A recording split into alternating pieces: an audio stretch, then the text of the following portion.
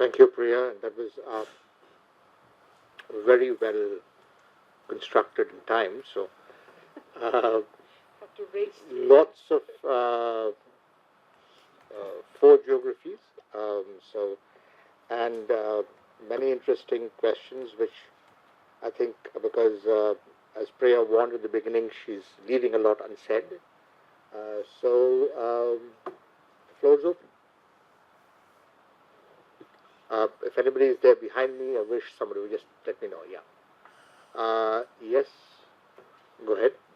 If you could just come up to the microphone and introduce yourself, then it'll be easier for the.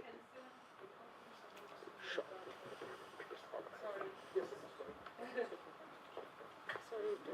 Displace you. I'll just give you a pen.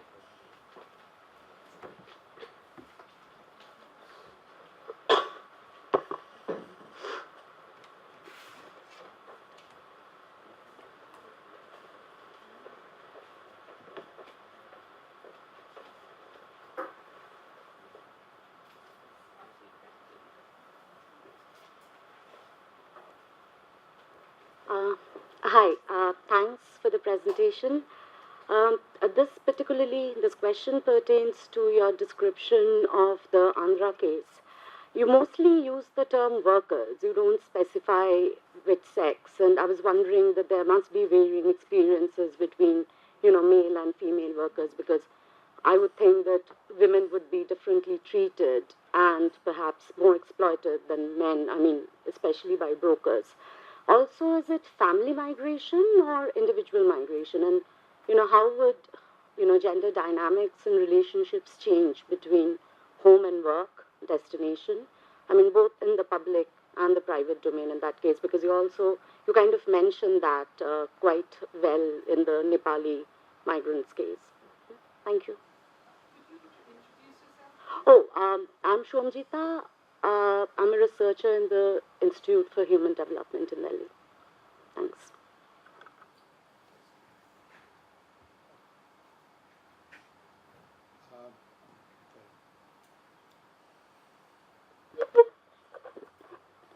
I'm Niti, and I'd been working on the grassroots at Samaj Pragati Sehयोग for the past 1.5 years. My question is about the World Population Policies Report. The slide. Basically, you mentioned that there are policies to reduce migration, and I was curious to know if you could probably give a glance of what kind of policies are there to reduce migration, in the sense that I was reading a paper, Bringing Back Migrants Home, where the government is basically using Manrega to reduce migration. And when we are reading this slide, and when we are saying that we are reducing migration, so is it that they are basically reducing migration, or they are probably coming up with new alternatives that migration stops automatically? So it wasn't very clear.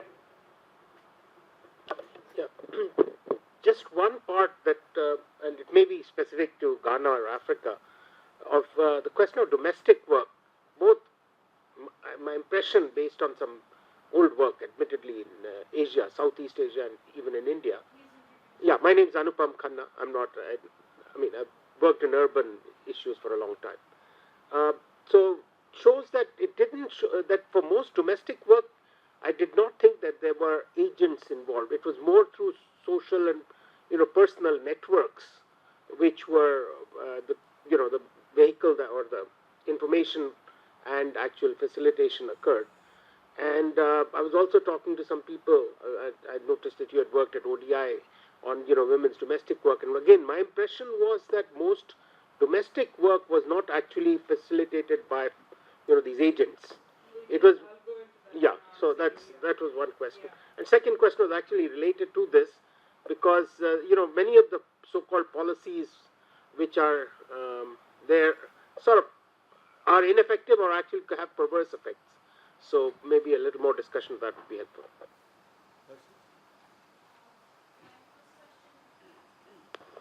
My first question I'm Persis. I work with CPR with the urban team. Takes off from the first question that was asked to you. in sort of construction work in India, the one of the big differences between male and female construction workers is, of course, your pay. So if men are moving out in the Nepal case study, is that affecting the parity in terms of their income for the women? Is there a shift in that? Because also in India, the idea that a skilled work needs to be done by men, and there's often this sort of I don't know, not religious, but sort of this sense that work is worship, and the tools are implements that men can use. So how does that shift happen with women? Are there women who also train? And the second one, I'm sure this is not something that has already come up, but the shared economy and aggregators. In India, you have these aggregators like Urban Clap coming up, where you can sort of uh, connect to either household help or a guitar teacher or whatever it is. But are those kind of economies also coming up in the countries that you all are studying? It's through your mobile app. It's an app. It's an app-based aggregator. So if you want a plumber, or if you want a maid for the day or for a week or a month, whatever it is, there's a new sort of broker for that. Shall we take the four first, and then we'll move here? Sure. Big question. All right. So first question was the first question.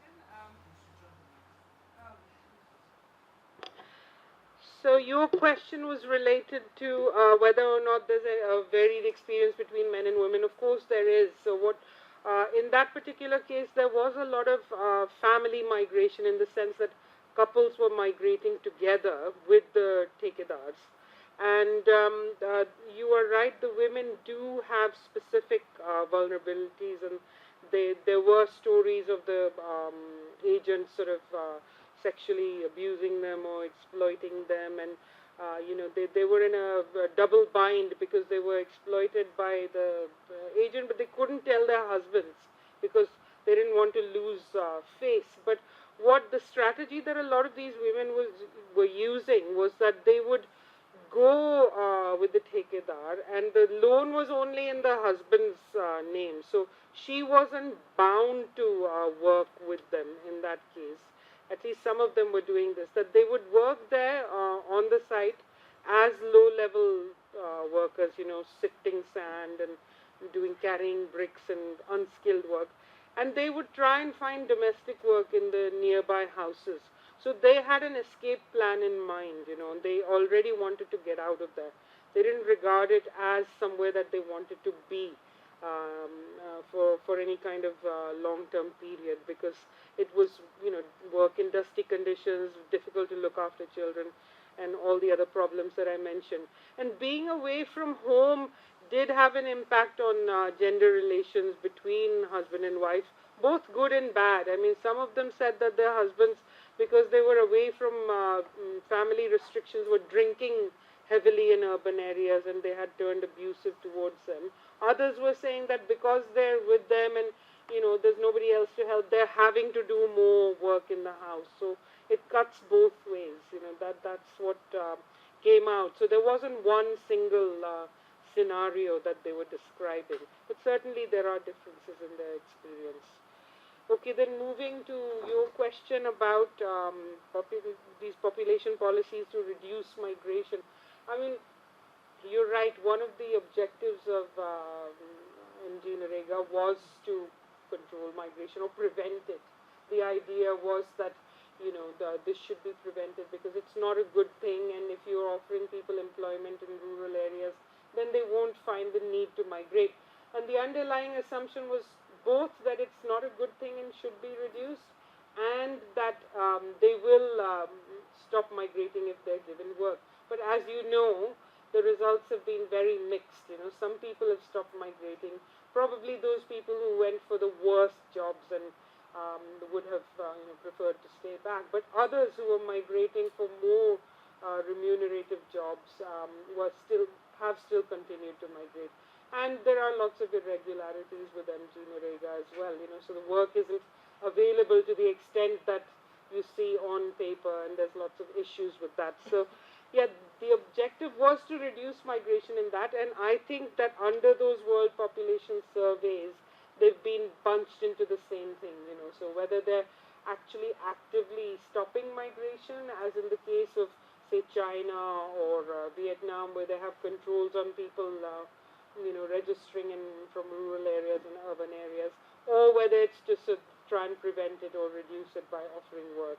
I think all of those things may have been bunched under the same category.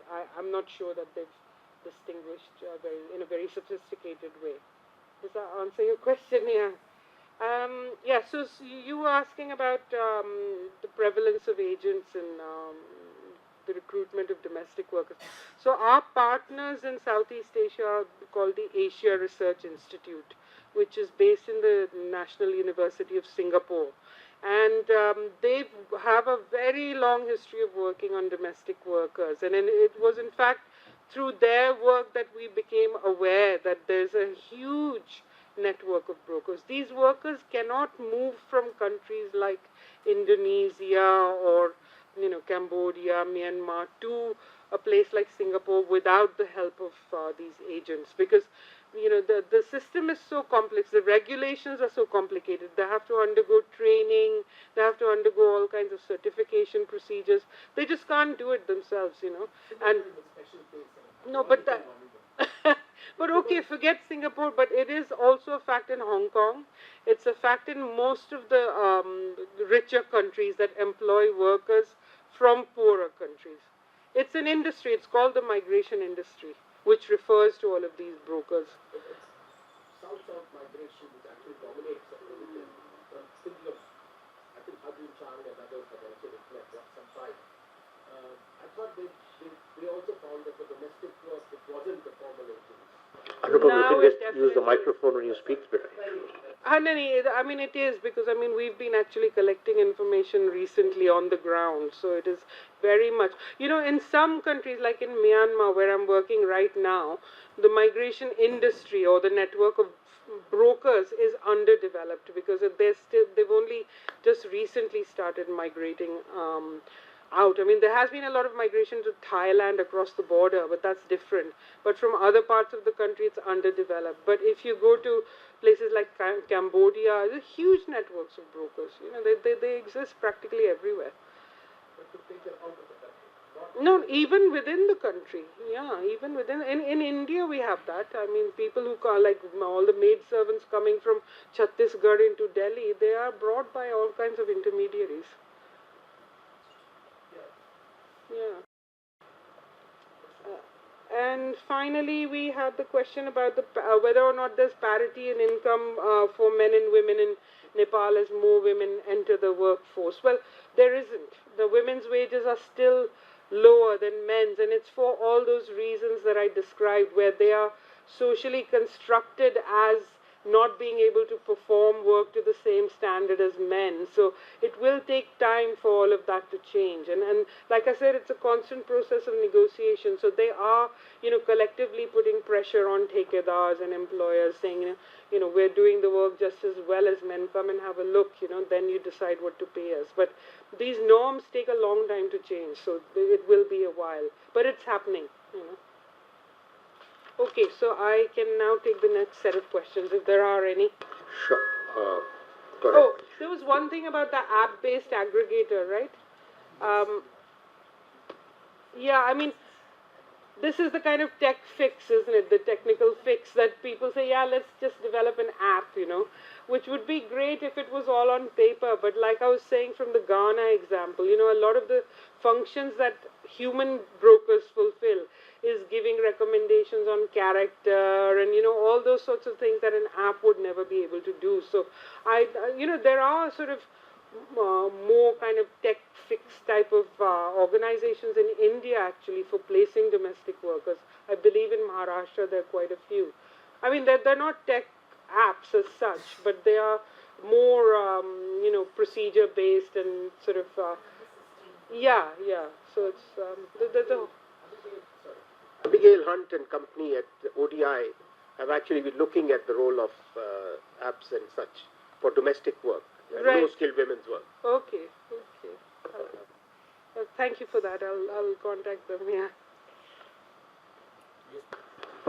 So I have two questions. The first, Introduce yourself. my name is Manish. I work with the urban team at CPR.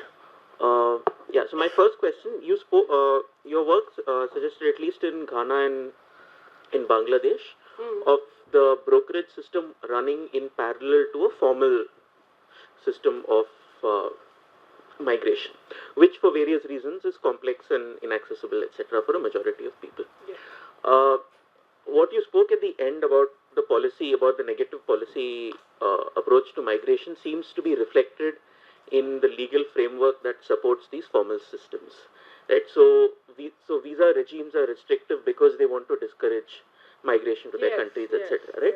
And I'm wondering if it's possible, assuming that the legal method is, assuming that these legal formal means are desirable because they offer more protection, etc., if it's possible to reimagine them without reimagining this restrictive negative policy framework of migration, right? So, can you formalize these systems? Can we provide them protections without recognizing that migration is central to the picture? And I'm just thinking of how important that shift might be in the entire discourse around migration. That's the biggest question facing migration policymakers in the world right now. You know, I wish I could answer that, but yeah, I'll try. Yeah. And my second question was, with all of these informal intermediaries provide sort of fill failures that the formal system has failed, that has not provided, right? Which is things like credit and other things, negotiation, etc., that you highlighted.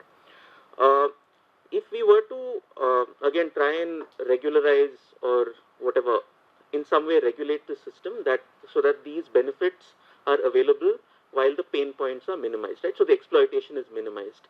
Is there a point at which the workers themselves recognize where the exploitation in a system begins to override the other benefits that they derive from it? So will they walk away from a broker at this point and say, this is getting too exploitative, even though you're giving me credit and everything else, I will not go into this? And is that useful for trying to restructure that system? My name is Mukta. I work here at CPR. I was fascinated by the description, sort of the dual description of the broker themselves, and a lot of that has been, I'm assuming, constructed from what workers have said about brokers. So I'm wondering whether there's also research in which we ask brokers about how they perceive themselves, and does that align, or I mean, how does those two square up? Because there is also an opportunity there somewhere, like Manish said, you know, where there is a number of roles being performed. So how do you balance that out?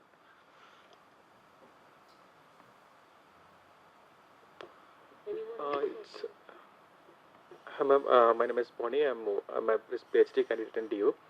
My question is somewhat related to what these previous questions are. Like, I mean, like you have been put it like a borders where it begins and ends, and you're talking about the brokers. And have you been observed, like over a period of time, a particular place where the migration generally happens in a large scale, and over the period of time, a particular standard of living comes up, and whether it changes, and how the brokers also evolve, or what do they do? So should I take these, Papa? Yeah. Right, so Manish, you've raised some huge and very important questions, and these are questions that we are right now grappling with, and all the policymakers, especially in Europe, are grappling with right now. And as you rightly observe, you know, it's all these tightening border controls and visa restrictions that are actually creating this situation. So how do we reimagine them to create a system where migration can happen, but you know, without all of these sort of exploitations and risks and costs and what have you.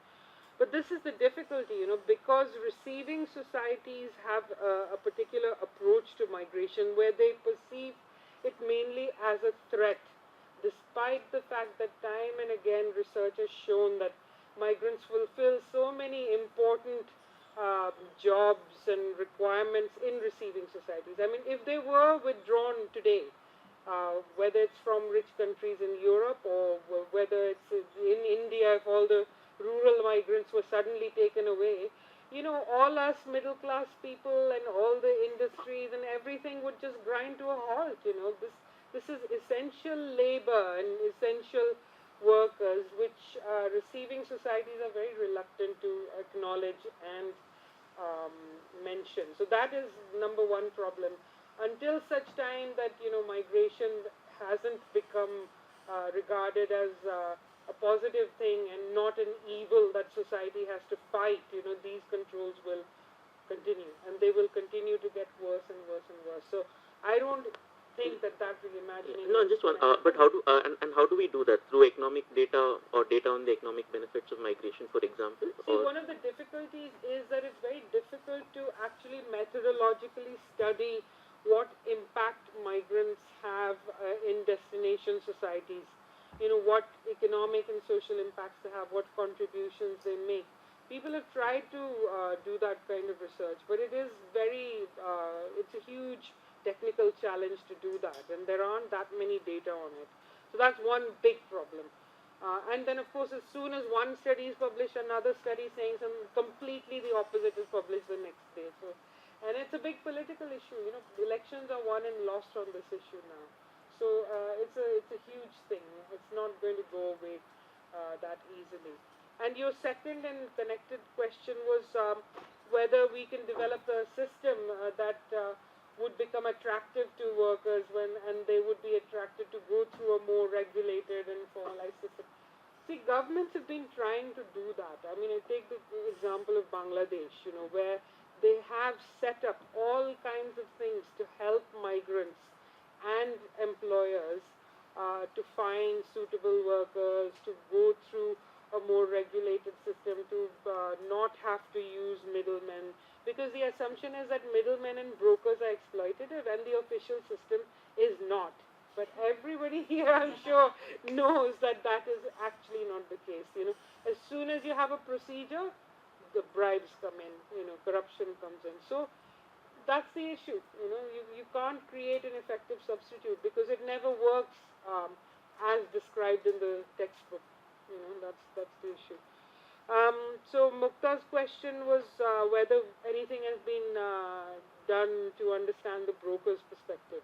See, a lot of these brokers, especially the dalal level brokers, were migrants themselves at one point. And when they learn the ropes and they learn the connections, they decide, hey, let me become a dalal. There's more money in this. So they are very capable of understanding things from the migrant's perspective. And that's why they're so effective at providing the things that the migrants want. They know exactly at what points in the journey the migrant faces shortages of money or accommodation, when they need clothes, when they need food, because they've been there themselves, a lot of them. And there have been one or two studies to understand how brokers operate. In fact, there's a very good paper by a colleague of mine. His name is Khiet Dinev, and he's written a paper on brokers in India. And he shows that they're basically risk takers, because they're businessmen. They're small businessmen or women. Believe me, there are a lot of women dalals also.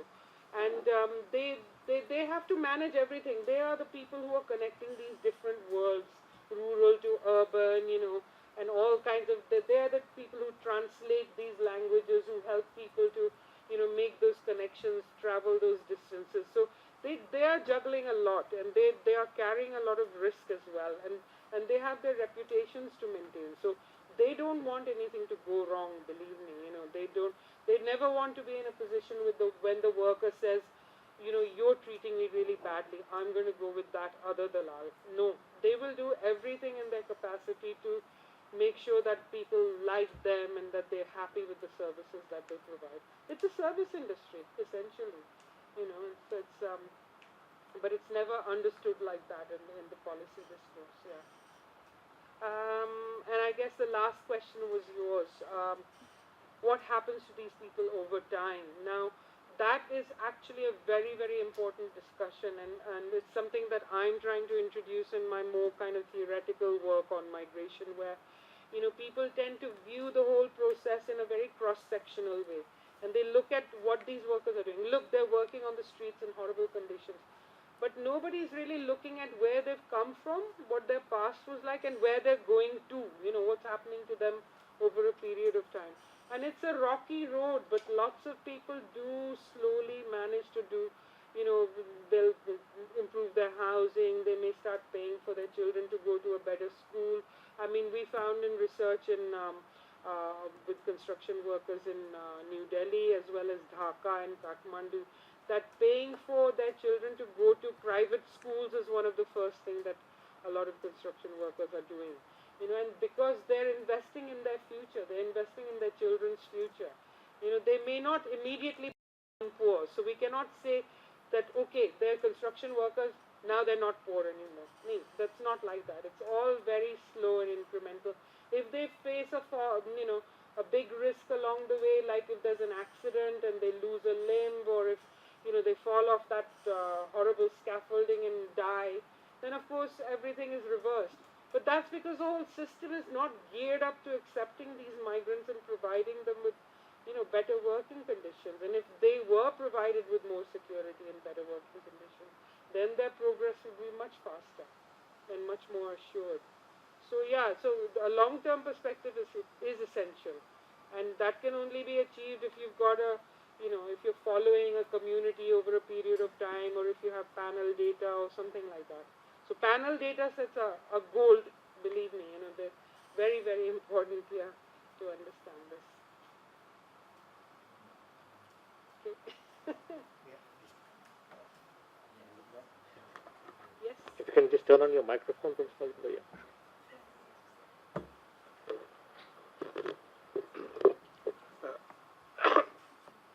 My name is Ajit Mazumdar, former civil servant.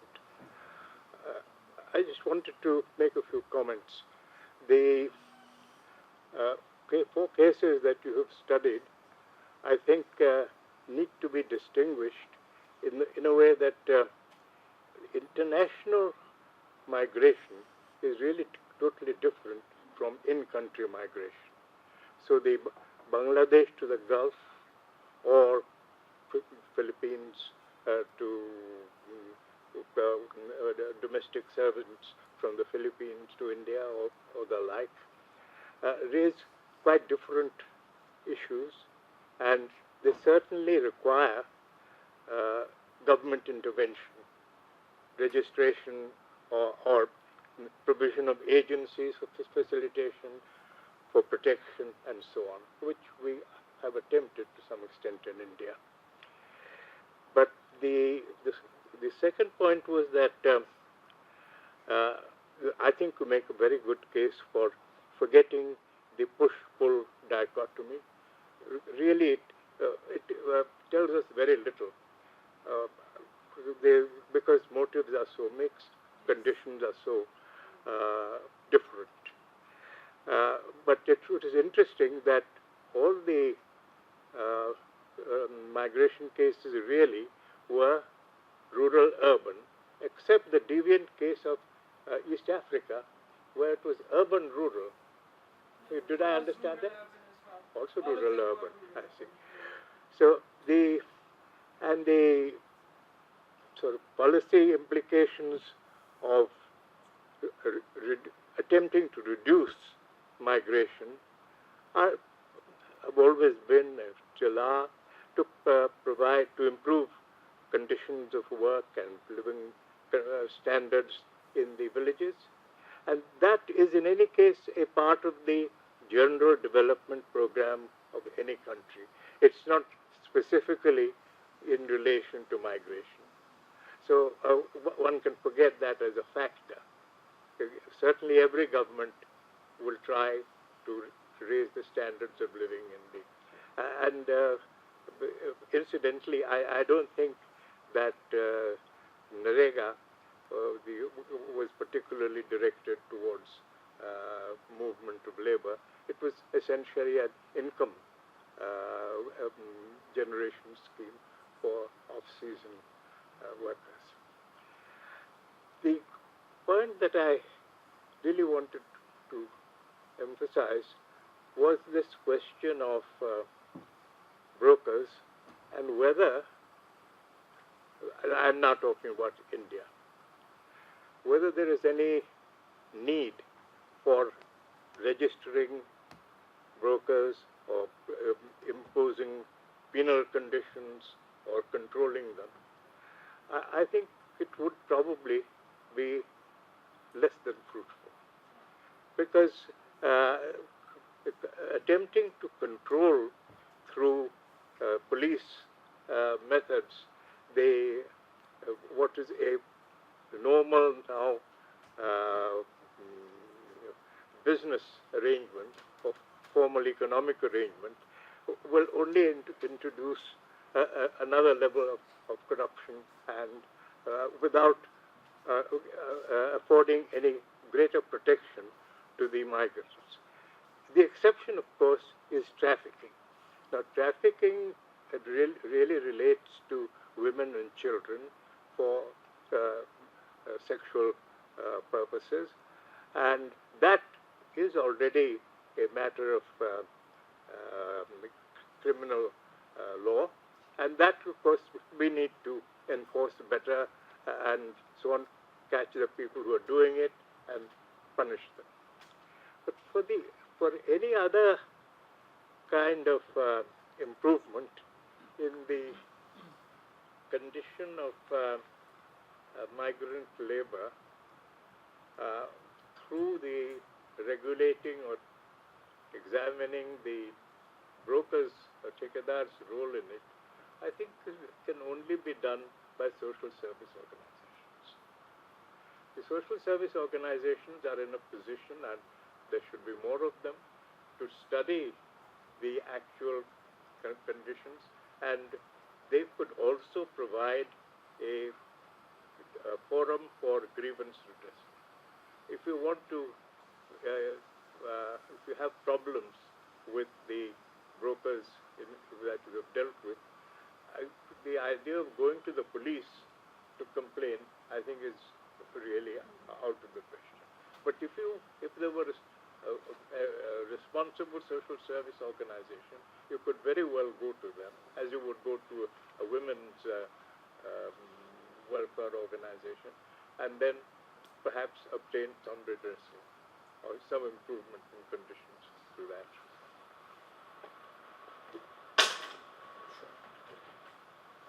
Go ahead. Hello, my name is Ram. I am from Southeastern University. I am a student there. And my question is, the more of the discussion which we have done here is more on a micro, individual level.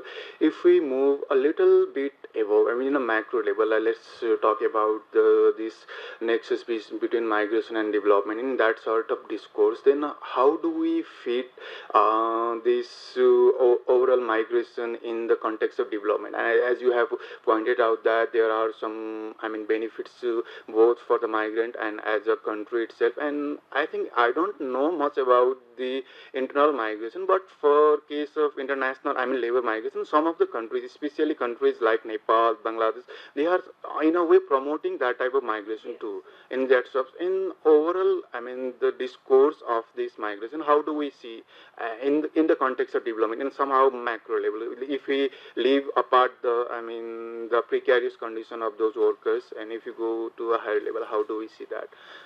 That is my first question. And if I may, I just want to ask you the second question. The second question is on, how, it's more of the theoretical things what you have started from the beginning. How do we put overall in the, theoretical context? Either it's in the left-leaning, this dependency type of, Marxian, neo-Marxian type of analysis, or the more individualistic concept like neoclassical theories, and even in this, new labor migration theory by put by Stark and all. How do we put on that overall context?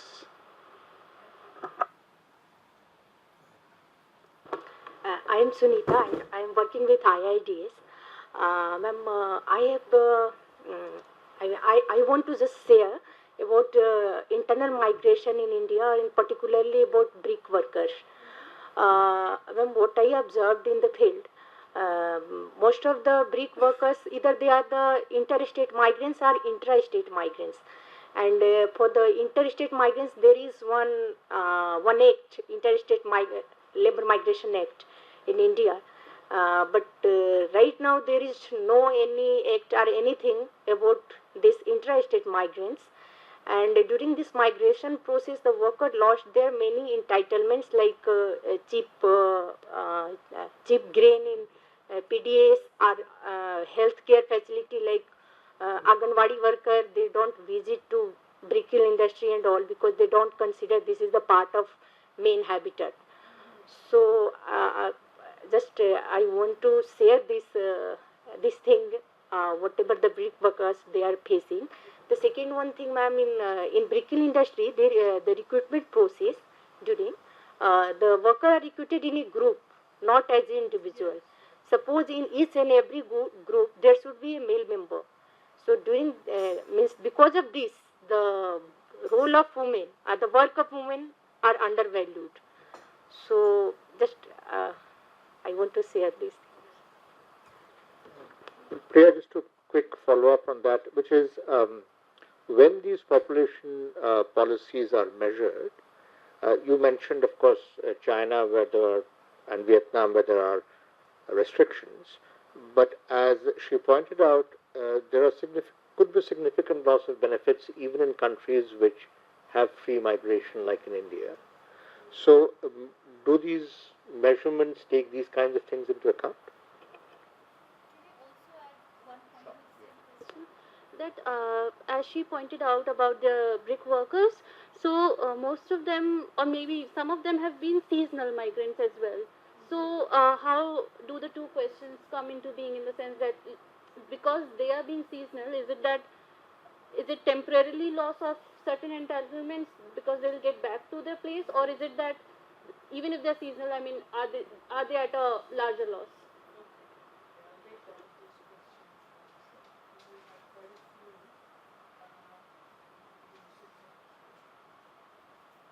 Right, so I'll start with... Microphone, Priya. Microphone.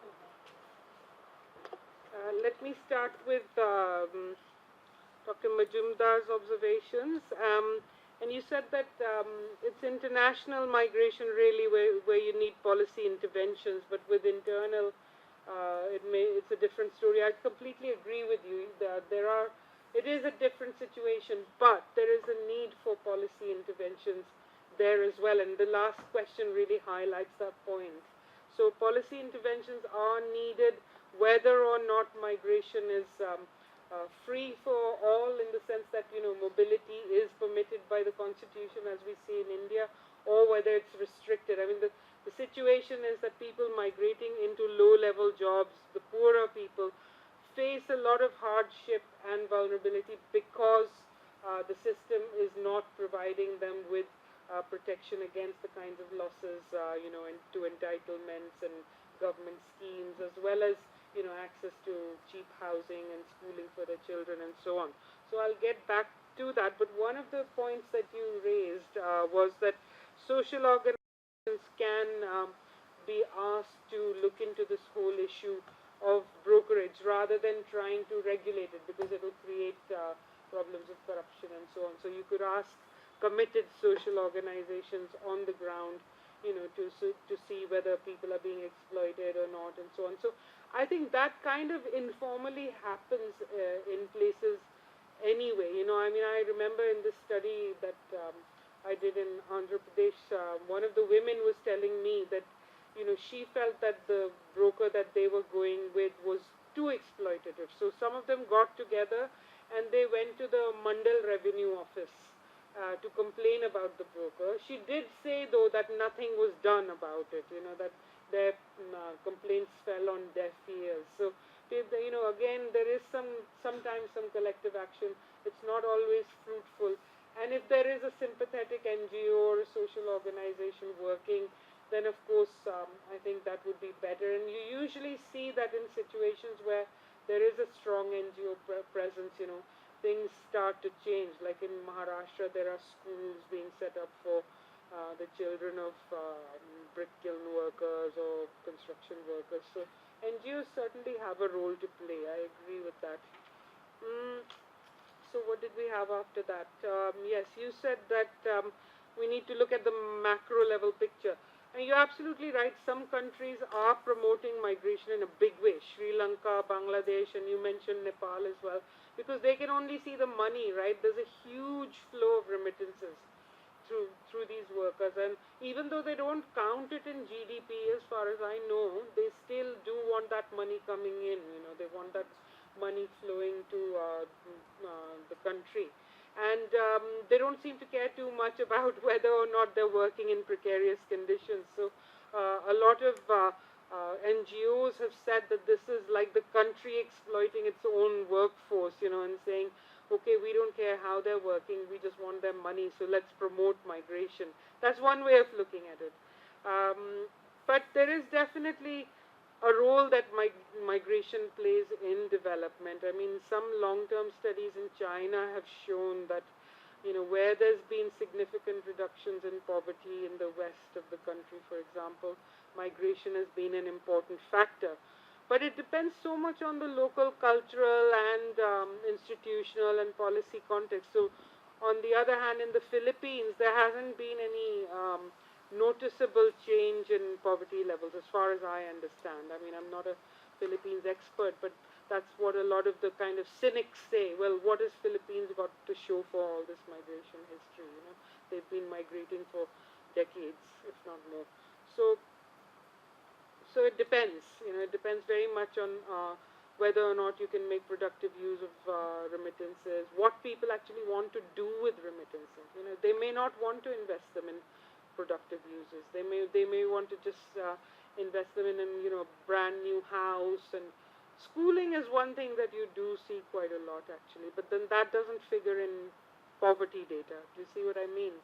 So it's difficult to sort of come at that kind of macro picture. And as for the theoretical approaches, you're right, the more recent theories, like the new economics of labor migration theories, or in geography, I sit in the Department of Geography, and there's been a lot of very exciting work on migration, because they do take a broader approach to migration, which is neither the kind of hooray, migration is great from the neoclassical perspective, or oh my god, it's a terrible thing, from the kind of completely structuralist perspective. It's somewhere in between, which looks at the kind of complexities of migration. So those are the theoretical approaches that I use in my work now. So it's quite a lot of interesting work in geography and anthropology of migration. Now, your point about internal migration and brick-in workers and them losing access to government schemes and so on. I mean, I've heard that people do come up with some temporary solutions as well, so they may leave their ration card behind for other family members to claim in their name, and this, in villages where there's a lot of migration, this becomes an established system. The ration wala knows that these people are out, but the ration will still be given in that family's name because the card has been left behind, and they don't access any kind of entitlements in the city. But sometimes they may not be eligible. You have to look at their overall earnings as well. We assume that they're below the poverty line. They may not be. They're easily above it, actually. So they wouldn't be entitled to it anyway. But I mean, I would say that actually they still struggle, because even if they're technically speaking above the poverty line, they may still find it very expensive to afford things in the city. And you see, that's another big advantage of going with a broker, because they're providing you with food, accommodation, everything. But yeah, so there are some loss of entitlements. Some of them do come up with some arrangements informally involving the providers of those services as well, where they continue to access them. But that is possible only if you have this kind of seasonal movement, where they're going to come back after a few months. And then, of course, for those who leave forever, it is an issue, I think, which is bigger than for the seasonal workers, because if they don't get access to PDS cards, even after being at the destination for a number of years, I think that's a huge problem, and that you do find. And again, it depends on where they are, like in some of the like municipalities and areas where they work, maybe more pro-migrant and easily issue cards, and others may not, so it depends. I can't remember actually which one it was, but some of the municipalities, I think in Karnataka, were very fast to issue migrants with PDS cards. The workers who were coming from other states or other parts of the state. Unionization of domestic labor, construction labor, casual labor, if to the extent that could be promoted or is promoted, would be a better approach than trying to do it through regulation. So that's another interesting issue. When we were interviewing workers in Delhi and other places like Kathmandu and Dhaka, very few were members of unions, and we wondered why, because there are unions actually. But they said that as soon as the Thekadar knows that you've joined a union, your chances of getting work plummet. Because they know that you have all these people behind you and that you'll argue for better wages and, overtime payment. And so it works against them actually. A lot of them opt out of the unions because they know that actually as soon as somebody finds out they're a union member, that's it. Their chances of being employed are finished. It's sad, but that is the reality of the situation. Sure, go ahead. My name is Amrita and I work at the Institute for Human Development. I really enjoyed your presentation because it was so empirically grounded and a lot of work on migration is not, so especially because of that. So I was wondering, we know for sure that migration is increasing. The census 2011 says that, and by whatever count you take, it's increasing, whether it's men or women. And your work has also shown that much of this migration is circular. People work in an urban destination for years and decades, and they eventually return back to the village. So there's this city and village nexus which is continuously there. And they find it very hard to permanently leave the village and settle. And there are times when they don't want to because the village does provide a backup and things like that.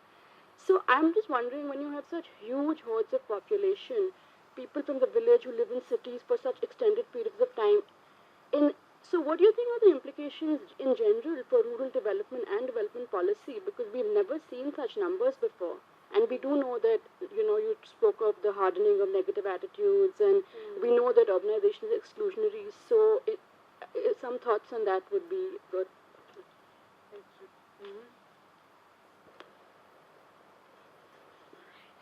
Well, okay. So, Priya, if I can push you in a couple of, so extend in a couple of directions. One, two issues with respect to the brokers. I mean, you spoke of these 4 countries. And do you have a sense of how they are different in terms of their functionalities and structures across these 4 things? In Nepal, your description seemed to indicate that there wasn't too much brokering, especially of women migrants. Yeah, but then there are, I should have mentioned, they're called Nikes in Nepal. They exist there as well.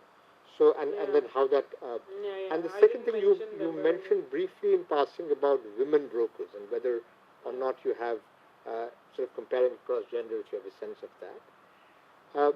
The second is this whole issue of, and which I think pertains to what is migration is seen as. Before the current round of migration from the Middle East into Europe, refugee migration from the Middle East into Europe, my sense of the discussion of the labour market in the EU was that it had too little mobility. There are not enough Spaniards working in Germany. Mm-hmm. And the thrust of the EU policies was to get more migration within the EU happening.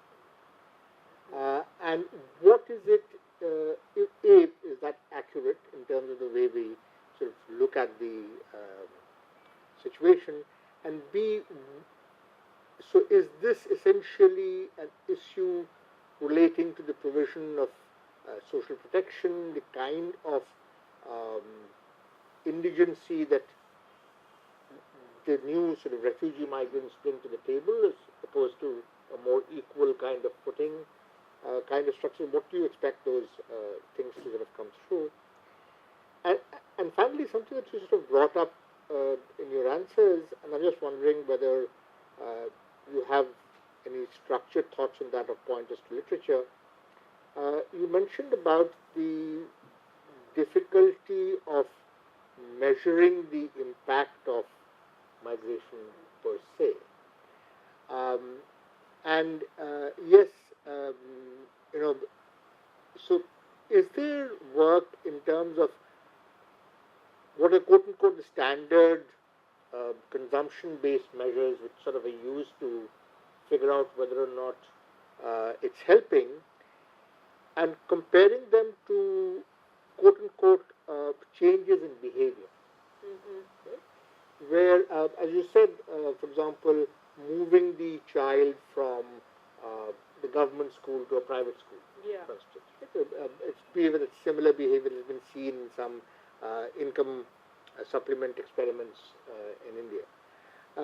And so is there good documentation of not so much the old-fashioned change in consumption before and after story, but behavior before and after story? And from that, what can we infer about the welfare of the kind of space?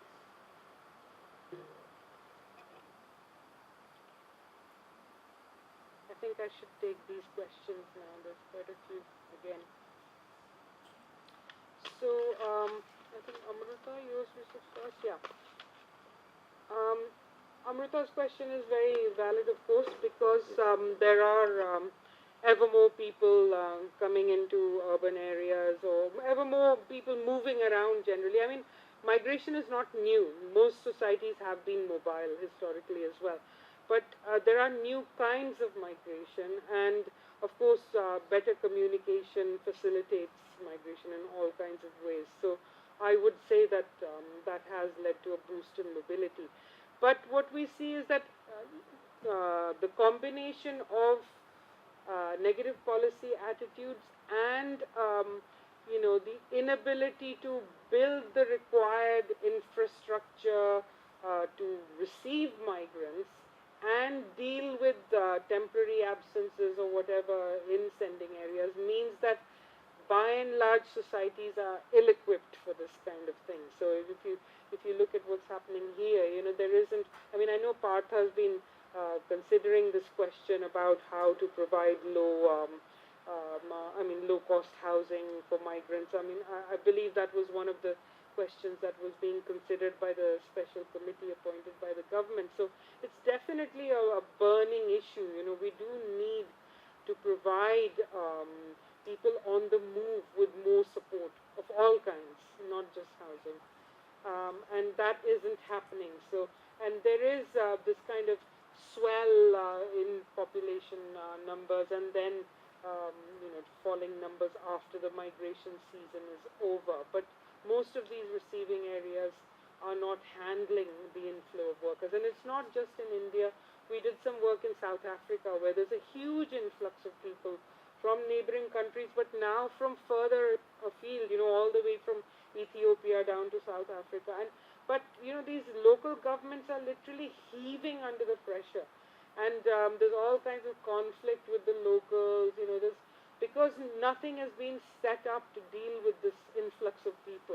The governments are in denial, basically. They either wish it wasn't happening, or they're turning a blind eye towards it, or trying to make it not happen, and turning people back. But nowhere do you see them accepting the situation, saying, let's grow up, this is happening, it's going to continue happening, and let's deal with it. So it is a problem, and it needs to be dealt with, properly. But I don't see that kind of coordinated response anywhere, to be honest with you.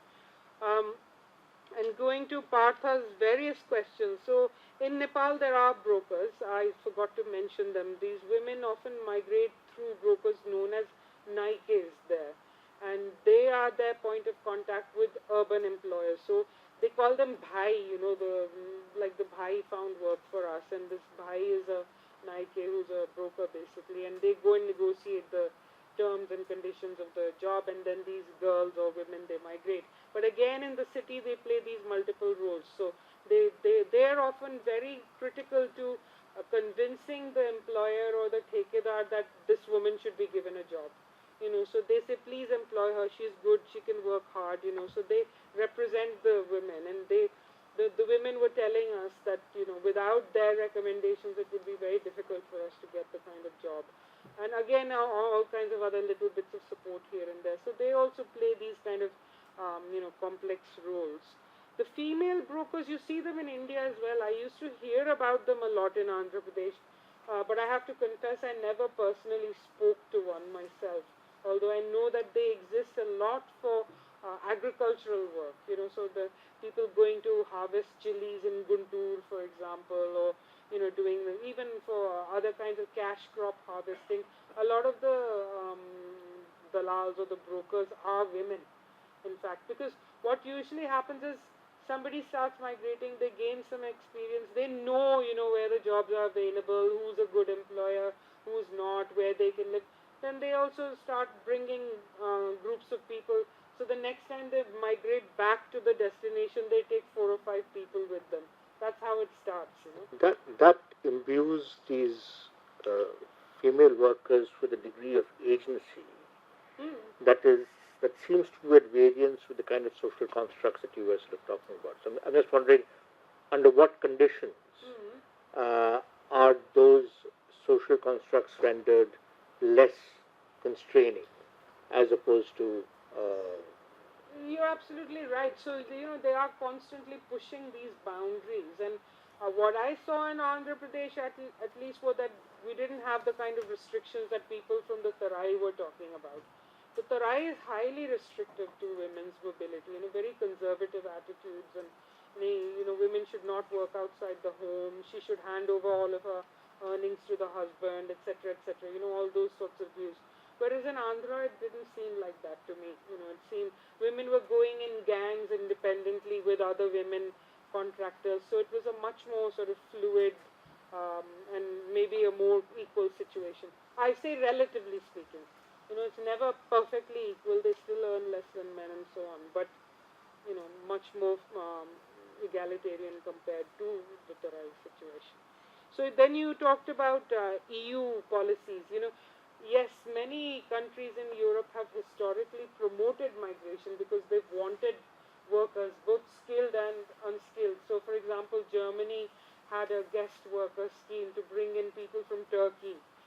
Britain also in the past had a pro-migration policy where they were actively encouraging people from Commonwealth countries to go and settle down in Britain. So these countries have been through periods of promoting migration, but now there's been a backlash against migration, and especially in the last 2 years when the whole Syria situation has exploded, and there's been a flood of refugees and economic migrants from conflict-torn countries, but also from very, very chronically poor countries in sub-Saharan Africa. So they are now frightened. They feel that the very fabric of their society is under threat, and they don't want to let in any more people.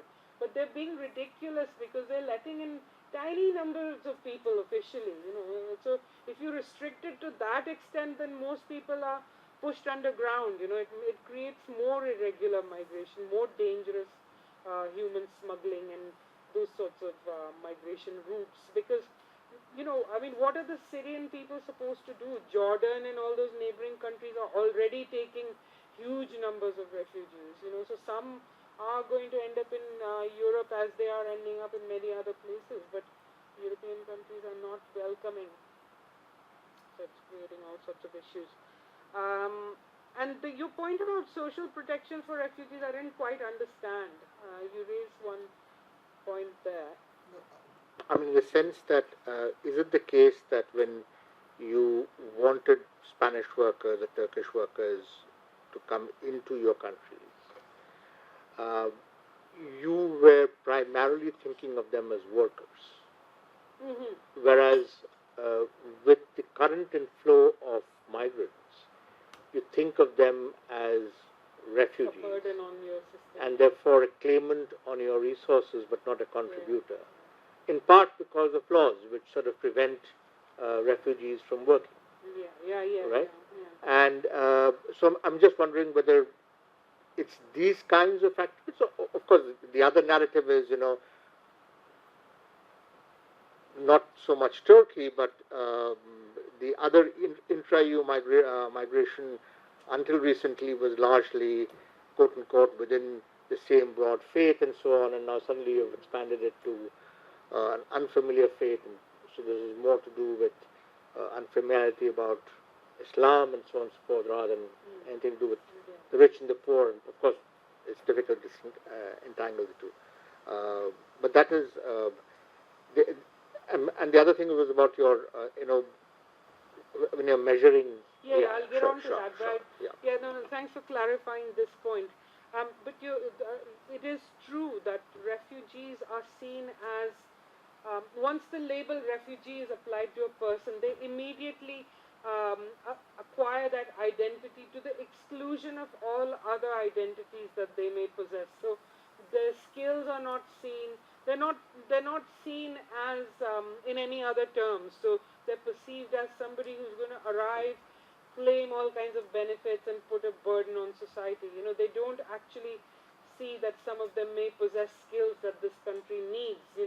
I mean, the most famous example is Steve Jobs. Who came from a sort of migrant or refugee background, and the contributions he made are, of course, legendary. And there are many other such examples, but refugees are never ever seen as anything more than a refugee, and that is one of the issues with the way the policy responds to them. And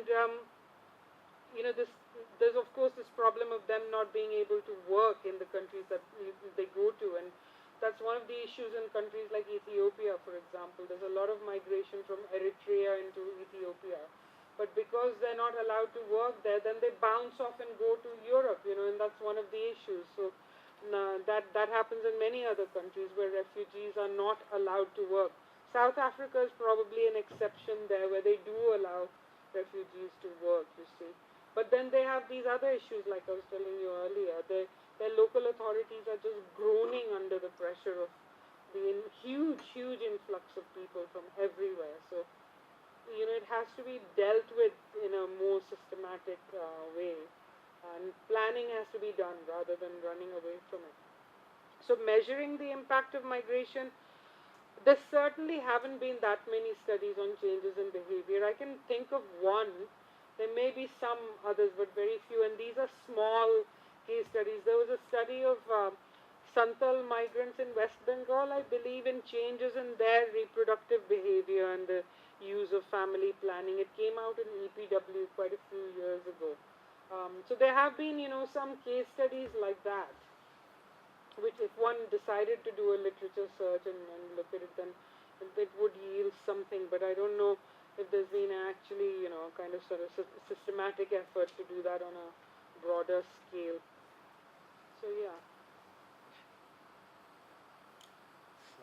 Okay. Since you started it, you may as well finish.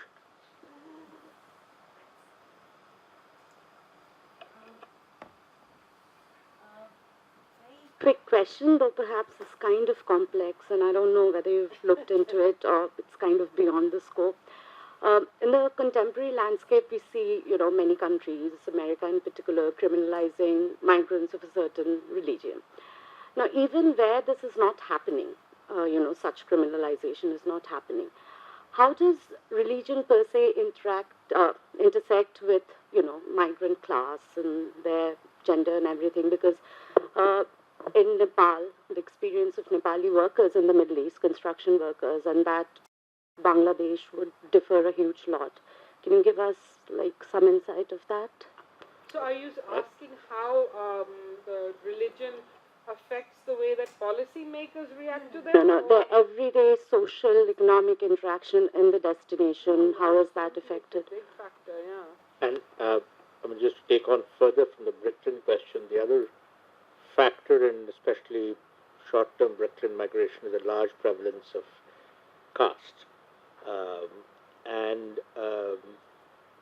the narratives that you had, and especially since a lot of the narratives on migration were mediated through brokers,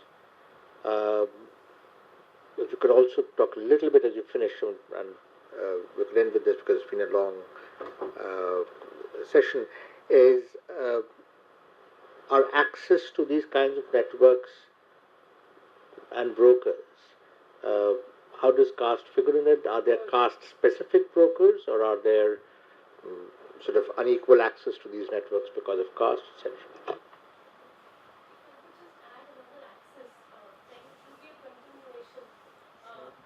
Is about regionalism apart from religion and caste as well. Because even when we look at the idea of refugee camps and refugee migrants or residents, so I think it's more of a question of how we consider the entire debate of the outsider and the insider, and then that can happen at multiple levels. So you can't really divide them as these are, because very much if they're not like non-nationals but still part of the same they do share borders in some way, can be. So I have certain examples in mind, say for example in Maharashtra or other places, how you consider UP Bihar migrants which are again dominant, or say in, even if there are Bengali, migrants are considered as Bangladeshi immigrants, say in Simapuri or other places, or even if there, it's known the treatment could be worse than refugees. So I feel that it can happen on multiple levels, say caste or other factors, and of course how you look in terms of the looks and the color. All those things also feature in to a great extent. Absolutely.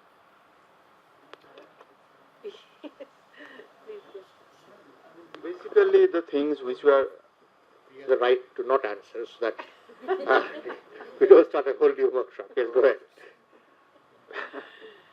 Ma'am, basically the issue of refugees in the Europe or the problem, can't we see it as an insecurity felt by the middle class or somehow economically backward people in the Europe, even in USA for that matter. They are, because of that they are claiming, or they are seeing some type of insecurity in terms of their income. That's why they are revolting, and that's more pronounced in the.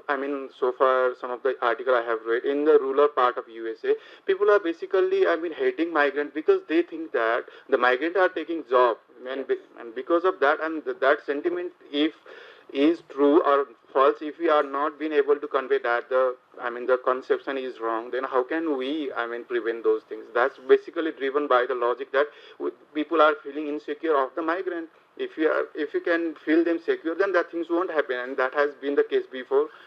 People were secure, they were taking low job, and now they are thinking that people are stealing their jobs, then they will revolt. That's a natural course, and that is similar. Even in case of India, if you say some of the people, as some of I have already mentioned, the Bihari's treatment in Maharashtra and all. That's literally heartbreaking to see. If somebody is selling fruits in the there is something, and some people, some goons come and throw their baskets in the road, and that's how they are treated in the largest democracy. So insecurity. So I think all of the questions kind of relate to each other in a way, don't they?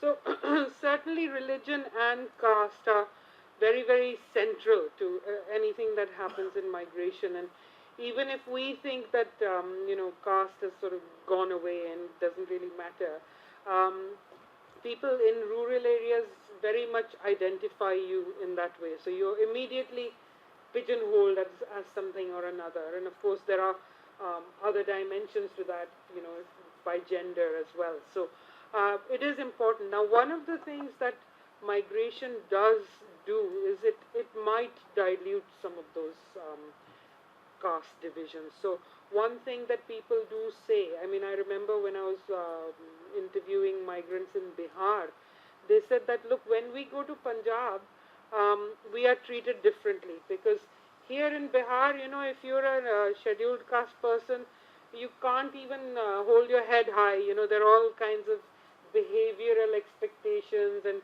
you can't challenge the upper castes in any way, and it's very, very difficult to break out of those hierarchies. Whereas migration means that first they were saying that in Punjab, they said even the farmer's wife serves as tea herself. This was one of the examples, that we feel we're treated with more dignity there. And it doesn't mean that they're elevated to a higher caste status, but they were just citing these small examples as feeling that the caste restrictions were somehow less important, and you can get lost in the anonymity of a city more easily. I mean, people may still be able to broadly categorize you, but those fine distinctions that you get in rural areas are not that possible to, place in urban areas. So if somebody comes from Andhra Pradesh and belongs to a particular type of specific caste, if that person goes to Mumbai, chances are that he or she will not be perfectly identified as belonging to that particular caste. There may be some broad distinctions which still do affect the market and how much they're paid and where they're employed and so on. So that's one thing. As for brokers, they are again broadly caste specific, in the sense, if I go back to the Andhra Pradesh example, there the Mistris were recruiting workers from the broad category of OBC, backward caste. But there were also some scheduled caste people joining the group every now and then, so sometimes it was a heterogeneous group.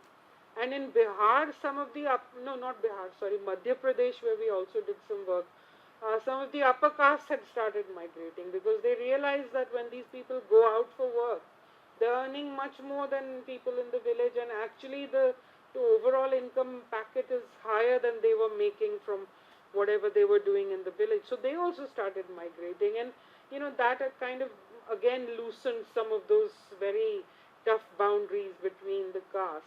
The same applies to the religious distinctions as well.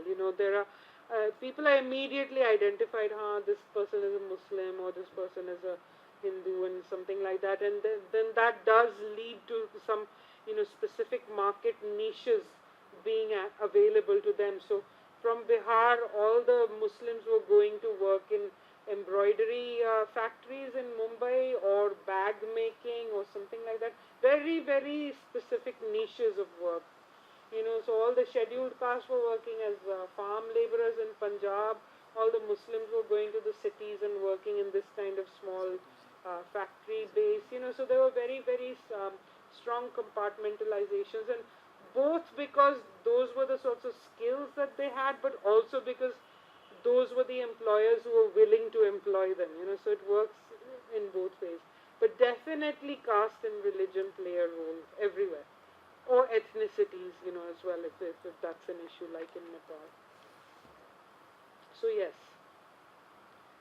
is the answer. Thank you, Priya. You have been exceptionally patient and with a very long series of questions.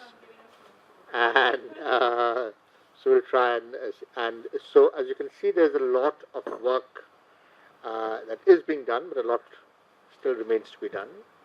And I'm sure that we'll be able to engage with Priya. Her email has been up there almost for the entire question answer session, and she'll welcome you being in touch. Thank you so much. Thank you.